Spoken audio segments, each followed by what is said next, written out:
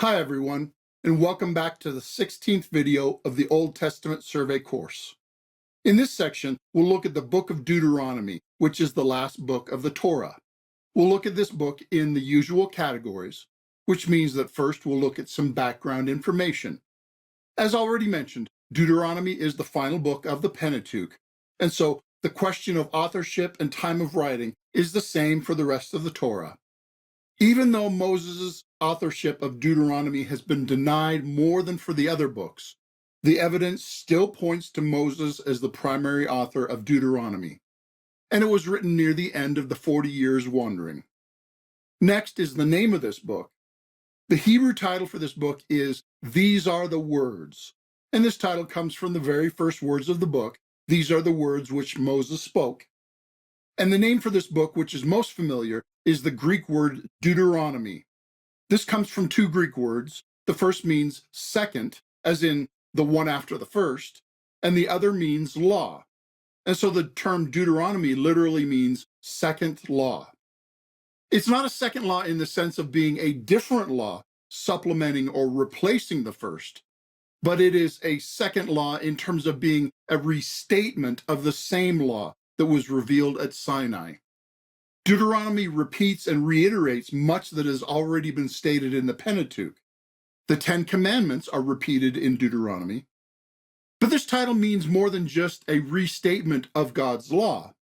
Deuteronomy is also second law in the sense that it is a covenant renewal. As we'll see in a minute, Deuteronomy is actually in the form of a covenant document. This is a profound demonstration of God's character, because this is after the golden calf incident, but the covenant is restored. This is after the unbelief in the desert, but the covenant is restored. This is after the 40 years of wandering and rebellion, but the covenant is renewed. God's people are punished when they sin, but God renews the covenant and forwards his promises in his faithfulness. And Deuteronomy also signals a new beginning for God's people. The covenant is inaugurated for the next generation. Remember, this comes at the end of 40 years of wandering and at the beginning of life in the land, bridging the gap between the desert and the promised land. And Deuteronomy is Moses' final words of instruction before he dies. It is like Moses' last will and testament. And Deuteronomy also serves to summarize the Pentateuch and review God's working and covenant with his people Israel in preparation to inherit the promised land. As we'll highlight in a minute, Deuteronomy looks backward and looks forward at the same time. Now let's examine the organization of Deuteronomy. There are two ways that Deuteronomy can be outlined, both of which are faithful to the text and the intent of the author. First, many scholars have noted that Deuteronomy has the same general outline as a typical covenant treaty of that period. After a brief preamble which introduces the document, there is a historical prologue which rehearses the history of God with his people up to that point. Remember Exodus chapter 19, the introduction to the Ten Commandments in the Sinai covenant? Well, this historical prologue serves the same kind of function, introducing what led up to the renewing of this covenant. Next are the covenant stipulations. These give detailed instructions what God expects from his people. This includes a restatement of the Ten Commandments and then a variety of laws that reflect God's character. Then is a provision for the covenant document to be stored and publicly read on a regular basis for future generations. And next is a call to witnesses, such as heaven and earth, to bear witness that the covenant document is entered and is to be taken seriously. And finally is a listing of the curses and blessings. Curses that will happen if the covenant is broken, and blessings that will be experienced by faithful conformity to the covenant relationship. All these are standard contents of a typical covenant document. So that is one way to organize and outline this book.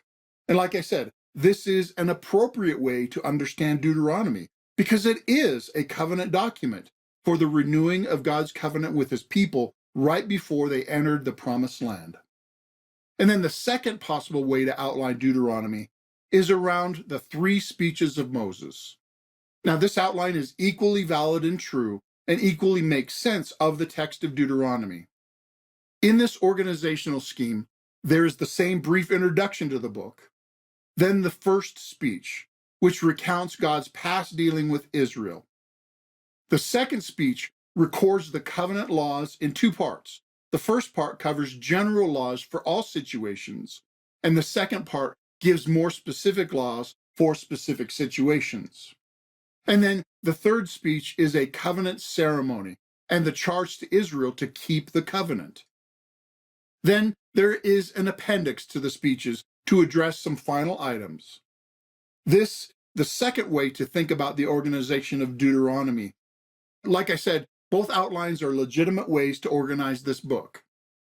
Now let's take a minute to look at the bigger picture organization, to address how Deuteronomy fits in the Old Testament as a whole. Deuteronomy has a unique place that I liken to a transition hinge. And like a literal hinge, it connects two things, connecting two parts of the Old Testament. On the one hand, looking back to the rest of the Pentateuch, it restates the covenant and Exodus story, rehearsing all that God has done in their past. And on the other hand, looking forward to the latter historical books of the Old Testament.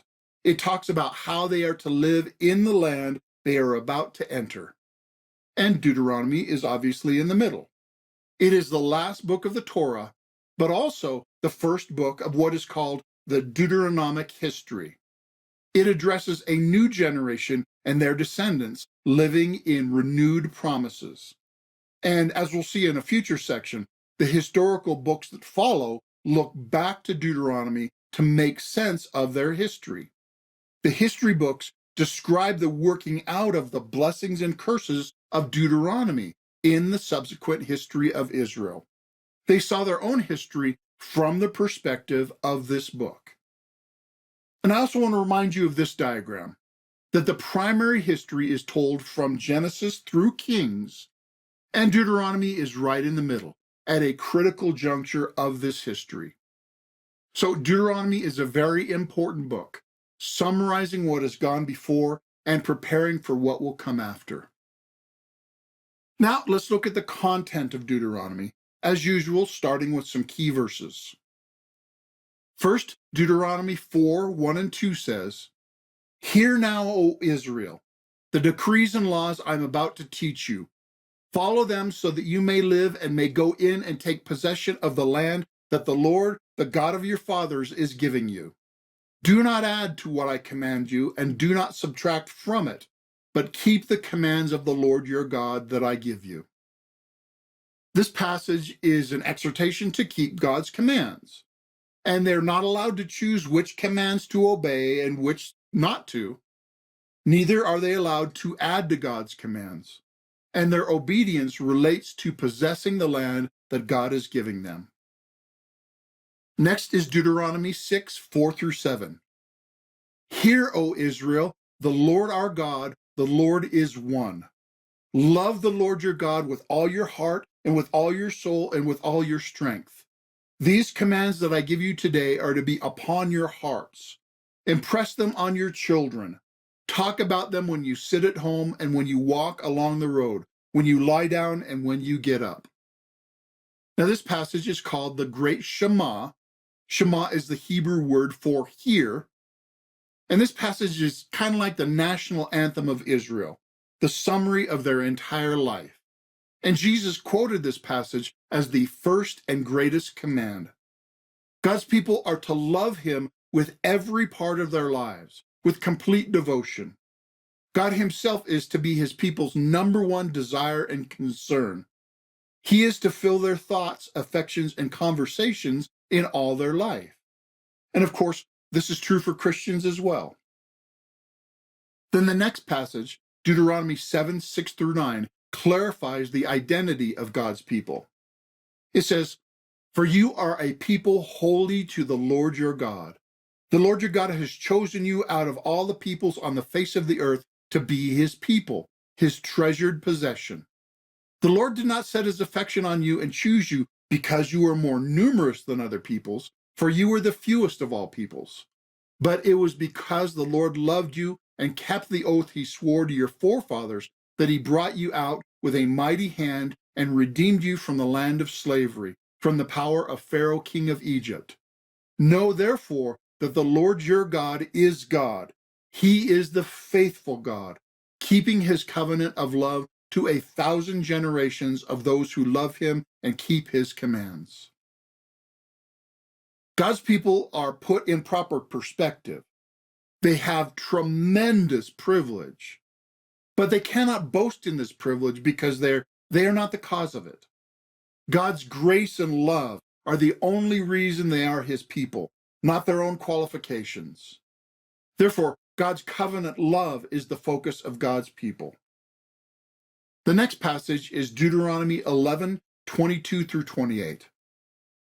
This says, "If you carefully observe all these commands I am giving you to follow, to love the Lord your God, to walk in all his ways, and to hold fast to him, then the Lord will drive out all these nations before you, and you will dispossess nations larger and stronger than you. Every place where you set your foot will be yours. Your territory will extend from the desert to Lebanon, and from the Euphrates River to the western sea. No man will be able to stand against you. The Lord your God, as he promised you, will put the terror and fear of you on the whole land, wherever you go. See, I am setting before you today a blessing and a curse. The blessing if you obey the commands of the Lord your God that I am giving you today. The curse if you disobey the commands of the Lord your God and turn from the ways that I command you today by following other gods which you have not known." Now, this passage first highlights God's promise to give them the land. God will drive out nations and give it to them as an inheritance. And it also summarizes the two-sided promise of the covenant, the possibility of blessings or cursings. If God's people are faithful to his covenant, they will experience blessings. However, if they are unfaithful, they will experience curses.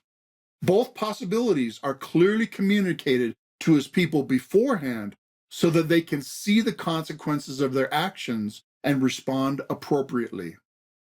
And obviously, they should choose faithfulness and blessing. Then the last key verse, Deuteronomy 30:11 through 16, has a similar message. It says, "Now what I'm commanding you today is not too difficult for you or beyond your reach. It is not up in heaven so that you have to ask, who will ascend into heaven to get it and proclaim it to us so that we may obey it? Nor is it beyond the sea so that you have to ask, who will cross the sea to get it and proclaim it to us so that we may obey it? No, the word is very near you. It is in your mouth and in your heart, so you may obey it. See, I set before you today life and prosperity, death and destruction. For I command you today to love the Lord your God, to walk in his ways, and to keep his commands, decrees, and laws. Then you will live and increase, and the Lord your God will bless you in the land you are entering to possess." Now, this passage stresses that God's will is knowable and challenges his people to know it and obey it. Like the previous passage, the two possibilities and their consequences are clearly communicated. God offered them life or death, and God strongly commanded them to follow his way and find life. These are some of the main ideas of Deuteronomy as seen in the key verses. Now let's look more closely at the content of each section. First, the introduction verses. This passage sets the historical context. It basically summarizes the history of Exodus and Numbers. It took them 40 years to take an 11-day trip, but God defeated powerful kings. And this brief intro ends by saying that Moses began to expound the law, saying, and that leads into Moses' first speech. This section is a more in-depth historical review of their recent past, and Moses emphasized that God was always faithful. When Israel was obedient, they succeeded. When Israel was disobedient, they failed. The history is crystal clear on this matter, And the point is that they should learn this lesson well, and therefore they should prepare to be obedient. And then Moses' second speech lays out the covenant stipulations in detail. As I mentioned before, this larger section has two parts. In the first part, chapters 5 through 11, God gives general principles, some of which I will summarize. The first thing in this section is the second statement of the Ten Commandments. Laws so nice, he says them twice. They are important enough to be emphasized for the next generation. Then is the great Shema, which we've already read. There is only one God, and God is the kind of God that he is. Therefore, he deserves all our love, attention, respect, and obedience. And great stress is made on the need to pass on God's story and his commands to the next generation. God is not just for that generation, but he's also God of their descendants. And reaching the next generation is always a very high priority for God's people. Next, Deuteronomy stresses the need to have both love and fear toward God. This describes a proper relation to God, to have both of these things. Now, these two things might seem at odds, but they both necessarily work together when it comes to God. We do need to fear him because he is God and we are not. And if we are disobedient or rebellious, he has the authority to discipline us, which will hurt. And we need to love him because he's God and we are not. And he is worthy of our love. We need to value God and respect God. And we need both of these things. If we have just love, we fall into a sentimentality that is soft on sin and ultimately unfaithful to God. And if we have just fear, we're driven away from God into legalism, and we don't have true relationship. And we see this is possible in human relationships. For instance, I love my father, yet I would never mess with him. How much more for our Heavenly Father? Again, he is God and we're not. Then the next principle is the absolute prohibition of any form of idolatry. Because God is who he is, idolatry is stupid, insane, and dangerous. Because there's nothing even close to God. So to pursue a substitute should be unthinkable. Then the second part, seen in chapters 12 through 26, gives specific applications of God's commands for all of life. They're applications aimed at life in the land God will give them. They address religious, civil, and personal issues, everyday life, and every part of life. They are an elaboration and explanation of issues from the Ten Commandments. Now, we don't have time to go into detail because there's so much here, but your textbook has a helpful chart showing how this section is an expansion of these issues regarding our relationship with God and our relationship with other humans. It summarizes these commands under the categories of authority, dignity, commitment, and rights and principles. Now, this is a helpful discussion if you would like to follow it up further. Now, I need to remind you of a disclaimer. Whenever we talk about God's laws, it's important to remember the proper purpose of the law, the intended purpose of the law. These commands are not requirements to be a part of God's covenant community. They are just what life in God's covenant community should look like. They can never be used to gain God's favor because they described blessed living in God's favor. Now, this does not, however, mean that they are optional, as we'll see in the next section. And that brings us to Moses' third speech, which is about confirming the covenant. This section begins with detailed plans for the covenant renewal ceremony. This is the plan for the ceremony which will take place in the land at Shechem between Mount Ebal and Mount Gerizim. The ceremony is commanded here, and it will take place later in Joshua chapter 8. The next part gives a detailed list of blessings and cursing, which will happen if Israel is faithful or unfaithful to the covenant. This is so emphasized that this kind of two-choice, two-result connection has been called Deuteronomistic theology. the theology of Deuteronomy. And we'll look at that concept in just a few minutes. The next part is a command to choose between life and death. In chapter 30, God said, "This day I call heaven and earth as witnesses against you, that I've set before you life and death, blessings and curses. Now choose life, so that you and your children may live and that you may love the Lord your God, listen to his voice, and hold fast to him. For the Lord is your life, and he will give you many years in the land he swore to give to your fathers, Abraham, Isaac, and Jacob."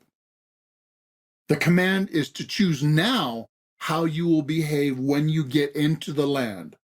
This is what I call advanced decision-making. Decisions in advance. Plan and act now for future temptations and decisions. Because nobody drifts into holiness. Nobody stumbles into greatness. If you're not prepared for temptations and decisions, you won't do very well. Championships are won at practice before they are won in the game. And therefore, we need a strategy and plan to serve God well. So I suggest we all think carefully about these two choices and their consequences, and then purpose deep in our heart that we will serve God no matter what, and have a strategy to carry this out. Then the last section is an appendix detailing final preparations to enter and live in the land. First, there is a transfer of leadership to Joshua. Joshua was already second in command after Moses, but the succession was clearly confirmed by God for all the people to know. Next, provision was made for regular reading of the law and a reminder of the covenant. Humans forget and stray easily. We all need regular reminders of the truth and reality of God, and therefore God built this in to the life of Israel. And that's why good churches train their people to read the Bible daily, so that God's word is more of an influence on our minds than the TV or social media. Then the next section is called the Song of Moses. This is a song that God taught Moses and which Moses was to teach Israel to sing. And this is kind of an unusual song for them to sing because it is basically an accusation against them. They were to sing a song basically about how much they suck. Technically, this song is a covenant lawsuit. It addresses the past and the future. It predicts Israel's unfaithfulness and God's continued grace. In Israel's later history, God's prophets used the language from this song to accuse Israel of their idolatry. And then Moses gave his final charge and farewell. He gave a blessing for each tribe, similar to how Jacob did at the end of Genesis. This is God's sovereign predictions of the future of each tribe. And then Moses was told to climb Mount Nebo on the border. He looked over and saw the promised land from afar. Moses saw the promised land, but never entered it. And Deuteronomy ends with the death of Moses. And he gets a eulogy of a hero loved and honored by all. That's the content of the book of Deuteronomy in summary. So now let's look at the theological themes of Deuteronomy. The first theme is Deuteronomistic theology. This, as we saw earlier, is that there is blessing for obedience and curses for disobedience. It is if-then theology. If you do this, then this will happen. There are clearly lined out results and retribution for different responses to God. And it's black and white, in or out, blessing or cursing. Choose one side or the other, and you're choosing your destiny. The second theme is covenant.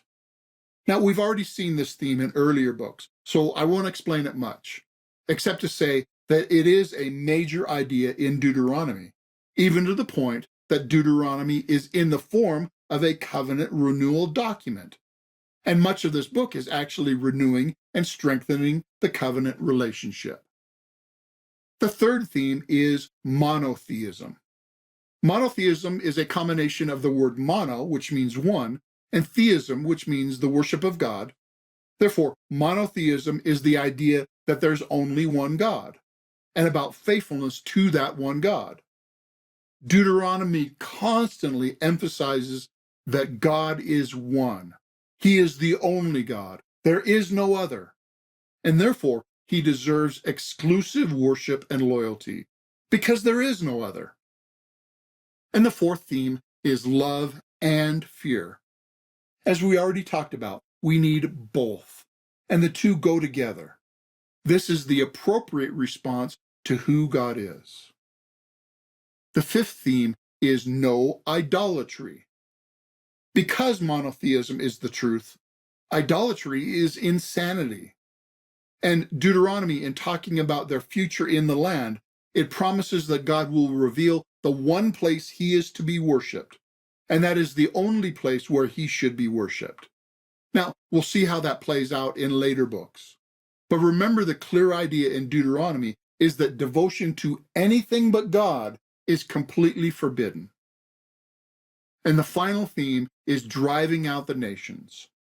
God commanded them to drive out the nations that were living in the promised land. And that's because of the wickedness and idolatry of those nations. And God promised that he would go before them to make that happen. Now, notice in Deuteronomy, the land is not called the land. It's not even called the promised land. It is almost always called the land which Yahweh your God is giving you. This drum is beaten many times throughout Deuteronomy, looking forward to entering the land which Yahweh your God is giving you. Right? These are the themes of Deuteronomy. Now, because Deuteronomy is the last book of the Pentateuch, let's take a minute to review and summarize the Torah as a whole. These 5 books cover the first 2 and part of the third epic of all Old Testament history.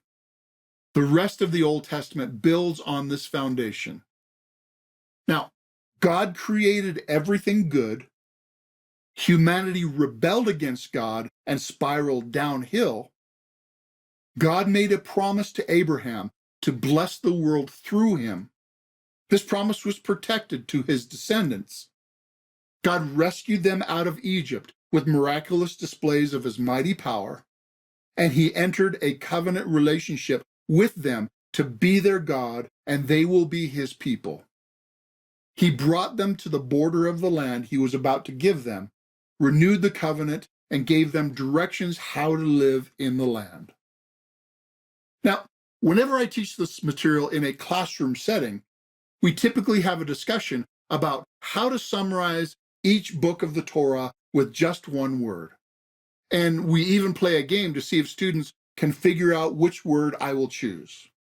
Now, since we can't do this on a video, I suggest you think about this before I tell you. How would you summarize each book of the Torah using only one word? But you better do it quick or pause the video because I'm about to tell you. Here are the 5 books of Moses and their 5 summary words.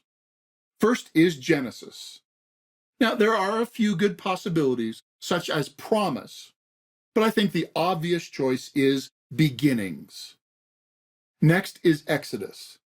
This one is tougher.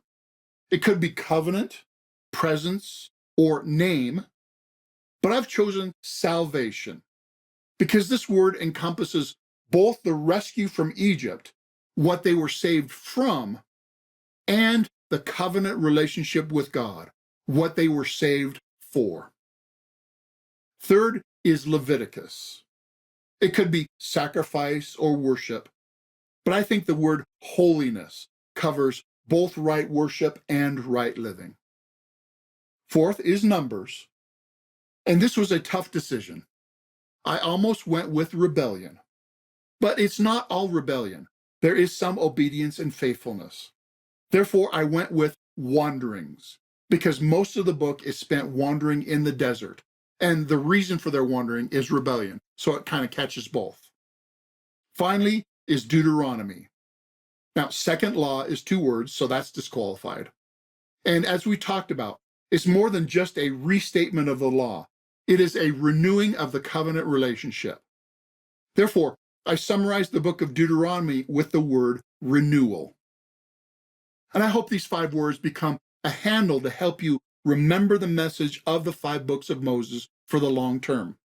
And I hope that the shorthand summaries of the organization and themes for each book helps you to remember, understand, and apply these books to your life. And therefore, let's review. First, the organization of the book of Deuteronomy. What I would like you to remember is that there are 2 legitimate organization patterns of Deuteronomy. They are as the pattern of a typical covenant and around the 3 speeches of Moses. Second is the themes of Deuteronomy. They are Deuteronomistic theology, covenant, monotheism, love and fear, no idolatry, and dispossessing the nations. A helpful memory device around the first letter of each theme is Deuteronomy, come into the land. And finally, the one-word summaries for the Pentateuch. They are Genesis, beginnings, Exodus, salvation, Leviticus, holiness, Numbers, wanderings, and Deuteronomy, renewal. There you have it. We've completed our survey of Deuteronomy and the 5 books of Moses as a whole. As we go through the rest of the Old Testament, keep these books in mind because everything builds on what we've already seen. In the next section, we'll introduce the historical books. And then in the following, we'll start with the book of Joshua. Thanks for watching.